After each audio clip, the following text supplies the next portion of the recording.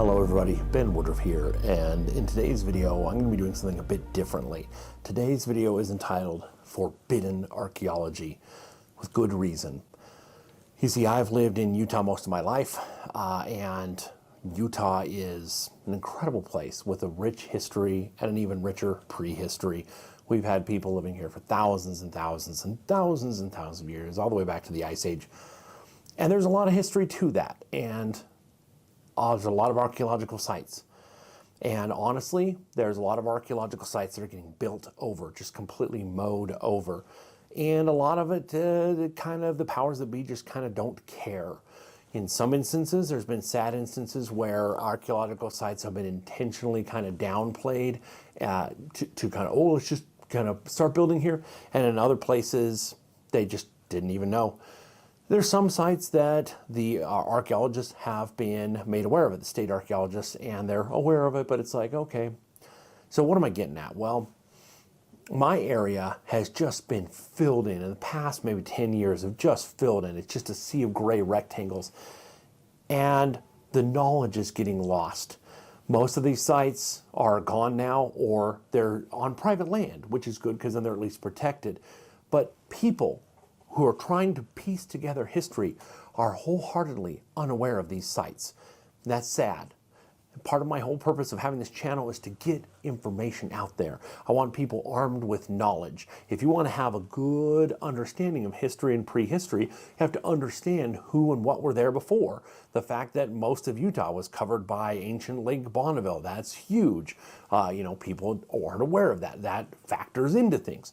So on this video, I'm going to give you a Google Earth map tour, and I'm going to do a voiceover, and I'm going to show you some of my favorite secret archaeological sites. Now, some people will say, well, you shouldn't do that because then people will know about it. Well, it doesn't matter at this point. Some of these places are destroyed or are about to be destroyed or are on private land.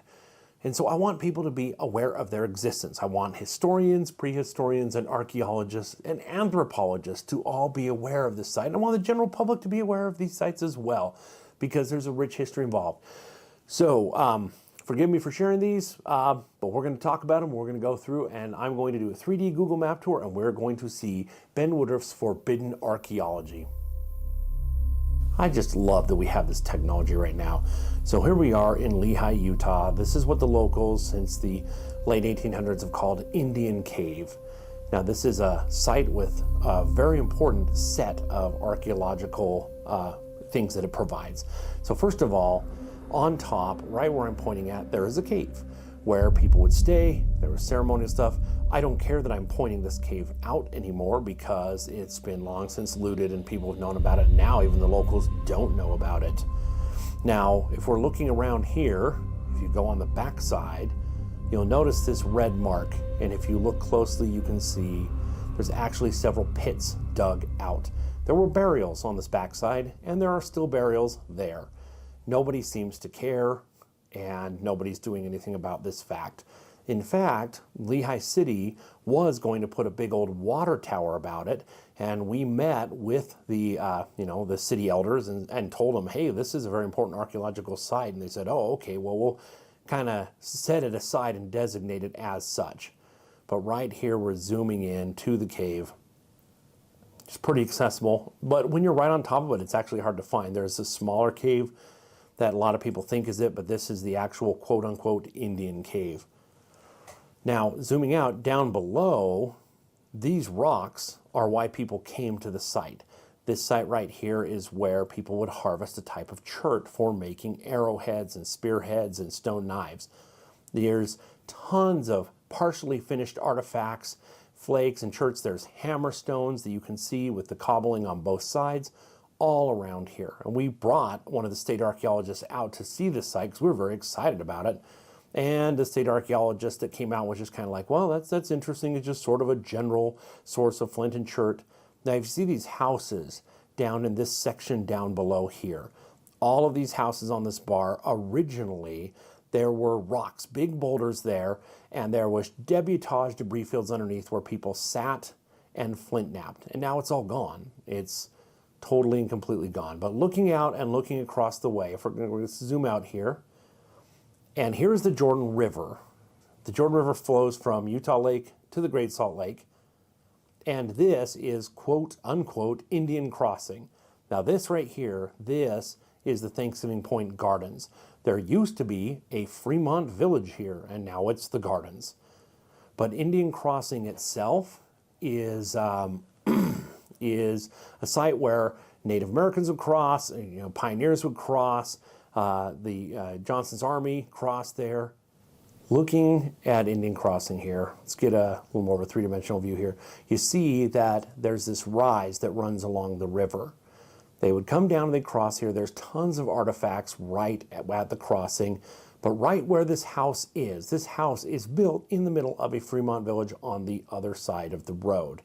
And you can also see that there are some cottonwood trees here. And they're right next to this kind of power structure here, this electrical plant or whatever it is. This is a spring, it's a freshwater spring. And the village was built right next to it because that fresh water is cleaner than the water in the Jordan River. Now, this dirt road over here, so again, these houses are built literally right on top of the village. And in fact, where I'm zooming in now, in the middle of the road, I think there's a gate. I don't even think you can go down this road anymore. But right here in the middle of the road itself, there are artifacts. Artifacts literally in the middle of the road. And so let's zoom out a little bit here, get a perspective again. And you can see, turning around, up in the upper right-hand corner, you can see Indian Cave. And it's a great view. You can Flint nap up there and you can look down into the river valley and see, when do the buffalo come in? When do the herds of wild horses come in, like the prehistoric wild horses? When do the mammoths come in? So you know when to go down and hunt them. And that's mammoths, of course, before the Fremont. But the Fremont villages, everybody crossed here anciently. Now we're going to zoom out a little bit more. Now we're in Cedar Valley. And you can see where this new housing development has been built in. Right here is a Fremont pit house site. And you can see that right where these houses are, there was a village. And the only thing left of it is this right here. It'd be great to do a LiDAR scan of this, but you can see it from above. But all to the right where all those houses are, there was a village there that I've seen many times. Now across this little rise here, if you look, there were, and still are, petroglyphs. But right where I'm looking, right here where this trackway goes through, there was a really beautiful petroglyph. And this one really beautiful petroglyph, I showed it in one of my other videos about how to make petroglyphs. And they drove over it with a bulldozer, intentionally broke it in half and drove off with it. So I think there was intentions to cover up the fact that this was a site. Now this little tiny rise here right in the middle also had pit houses, still does, unexcavated, but it also used to be covered with petroglyphs, and most of those petroglyphs have been destroyed and a few of the smaller ones have been stolen off. Now zooming out a little more, we're going to go to another village. Look how close these actually are. This was really a cool site. It was unexcavated, and this was loaded with artifacts, all just on top of the surface, right in the sagebrush. Now, I train eagles and hawks, and I hunt with them, and I used to hunt jackrabbits. I'd go on top of these hills, and they'd chase the rabbits down below, right where the center is. And that was a Fremont village, and now it's a bunch of gray rectangles. Now, they did preserve, over here, there's a pullout, and right here in this sagebrush, I can't remember which one of these two patches right here, but there are some petroglyphs, and you can go over and take a look at them. So at least those were, kind of preserved. But again, a lot of these guys were very close. Now, because these haven't been formally excavated, it's hard to know if they were all at the same time or if they were at different time periods.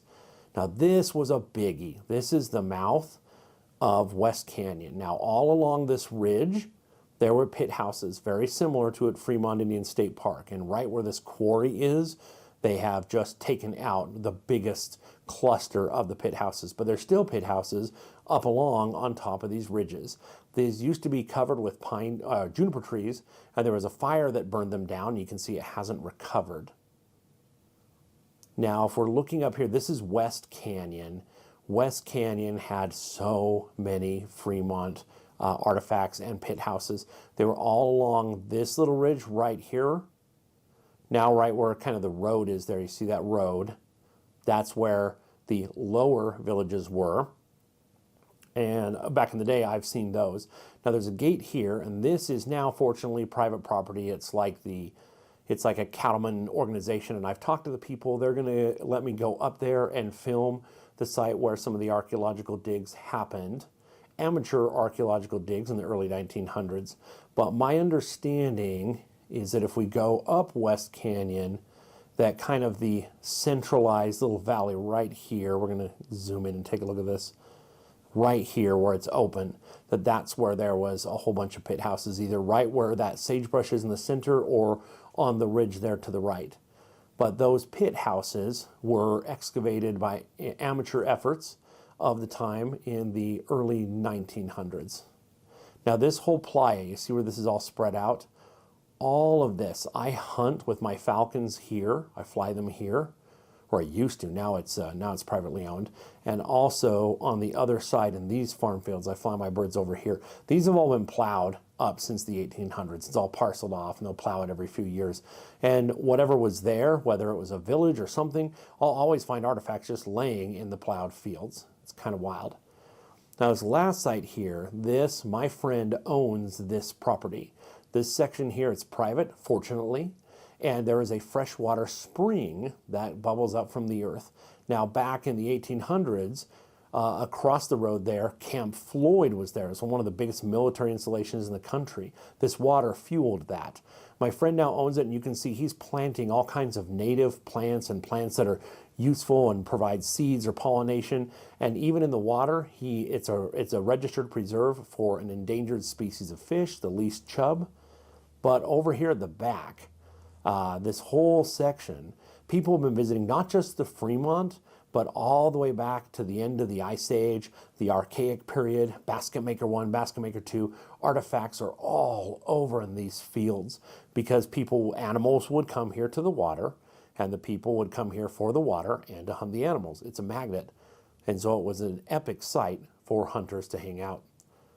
And my friend here who has this property, he is a perfect role model steward of the land. He is so good about preserving the land for animals and preserving the archaeology. I'm not going to mention his name because didn't ask permission, but he's got that site well preserved, and access is off limits. So now you can see these canyons, all these canyons. I've been up every one of these canyons that we're looking at, going up and down. They all do have artifacts. I've been on top of one of those mountains and found a broken Clovis point on the tip top of one of these little mountains. So just reviewing it again, West Canyon here, West Canyon right here. We had a huge Fremont settlement, and we had a village there on the edge of the mesa. We had a village there that is mostly turned into houses now. And of course, looking back over here, there's the Fremont village next to the springs. There's the Indian crossing where people cross the river. And then here's the Indian cave, which is also a strategic site where they would come in that big debris field below. That is where they would come to harvest their flint. It's pretty cool. And it's kind of interesting to share it all. So it's interesting to see it from this perspective. And it's sad that the whole world is all turning into gray rectangles now, but I think it's kind of important that people are at least aware of some of the history. This is another spot too, I forgot to mention. This little section right here, just kind of off to the left there, there was also a village here, and that all got bulldozed. That one had a lot of stone axes, like stone hand axes at that site. But that appeared to be a smaller village. I hope you enjoyed seeing this. I hope it's not too disheartening. I hope it doesn't rattle people. I know a lot of people get worried about showing sites, but again, these are sites that are already destroyed, and they're just going to get completely lost to time, completely lost to history. And I would rather some people out there besides me are aware that these sites at least exist, so they have a better understanding of the history of this area. But I hope you enjoyed learning this. I would love to hear your stories and see if you've also known of areas that have gotten mowed over. because there's something to be said about this. Because on the one hand, ooh, we got to save our history. But then there's the march of progress. Well, what's next? Well, what we're living in now, I live in like a normal house that was built in the 1970s, and I'm sure in 100 years it's going to be gone. It's going to be mowed down and made into new houses, probably bigger, fancier houses, and whatever history I have there will be gone. And you have entire civilizations wiped out because of drought or earthquake, and it could just change overnight or in a fairly short period of time. So on the one hand, we should save our history. We should learn our history. We should pass it down. And on the other hand, does it even matter? Yes and no. Of course, those who don't learn history are doomed to repeat it. Well, I think what we need to do is we need to live life. We need to live life. Now, because we live in an area with an era of digital media and we have the ability to preserve records, we have verbal and written language, we can pass these things on, let's pass them on. But let's not be under the false pretense that everything has to exist just how it is forever, that change can never happen. No, change is inevitable. But it's good to learn, and part of living in the present is understanding the past and looking forward to the future and learning from past mistakes and what we can do in the future. So that's my hope, is that by making this video, gives you a little bit of insight and helps you have a better understanding of kind of this little region in Utah, how many archaeological sites. There's many more that I'm not going to share, but these are ones that are sites that are already destroyed or are going to get mowed over. And I thought, what's the harm? I've held onto this information for years. I might as well share it with people. So, but hope you enjoyed it. If you haven't already, if you could hit subscribe to my channel, it helps me a great deal. And always remember that life is a gift. So never stop learning and never stop exploring. We'll see you next time.